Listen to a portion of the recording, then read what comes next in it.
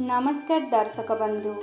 शास्त्र अनुसार जो भली भावरे व्यक्तिर नाम व्यक्तिर जीवन उपर प्रभाव पकाई थाए, ठीक सेहीपरि व्यक्तिर राशि भी तार जीवन उपर बहुत प्रभाव पकाई थाए। आज मु आपण मानकु सेही राशिर महिला मानक विषय कहबी जो मानकर पाद गृह पड़िले घर स्वर्ग होइथाए, धनर आगमन होइथाए, सेमानक चलन रे लक्ष्मींकर कृपा वर्षा होइथाए। प्रथमे मेष राशि। एही राशिर महिला माने बहुत अधिक बुद्धिमान अटंती।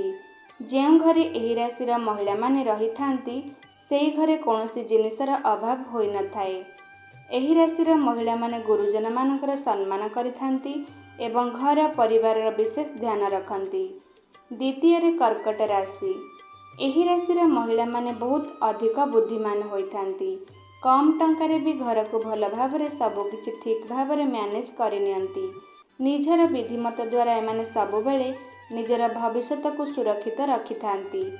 ଏହା ସହିତ ଏମାନେ ଯେଉଁ ଘରେ ପାଦ ଦିଅନ୍ତି ସେହି ଘରେ କେବେ ବି ଅଭାବ ରହିନଥାଏ। ତୃତୀୟରେ ବିଛା ରାଶି। ଏହି ରାଶିର ମହିଳାମାନଙ୍କ ସ୍ୱାମୀ ବହୁତ ଭାଗ୍ୟଶାଳୀ ହୋଇଥାନ୍ତି। ଏମାନଙ୍କ ପାଦ ଘରେ ପଡ଼ିବା ପରେ ସ୍ୱାମୀଙ୍କର ଭାଗ୍ୟ ଉଦୟ ହୋଇଥାଏ। ଏମାନେ ଆସିବା ଦ୍ୱାରା ସ୍ୱାମୀଙ୍କ ଘରେ ଭାଗ୍ୟ ବଦଳି ଯାଇଥାଏ, କାରଣ ଏମାନେ ଭାଗ୍ୟରେ ଧନ ହୋଇଥାନ୍ତି। ଏମାନେ ଘରକୁ ବହୁତ ଭଲ ଭାବରେ ସମ୍ଭାଳିଥାନ୍ତି। ଚତୁର୍ଥରେ କୁମ୍ଭ ରାଶି। ଏହି ରାଶିର ମହିଳାମାନେ ବହୁତ ଚତୁର ଏବଂ ଚାଲାକ ମଧ୍ୟ ହୋଇଥାନ୍ତି।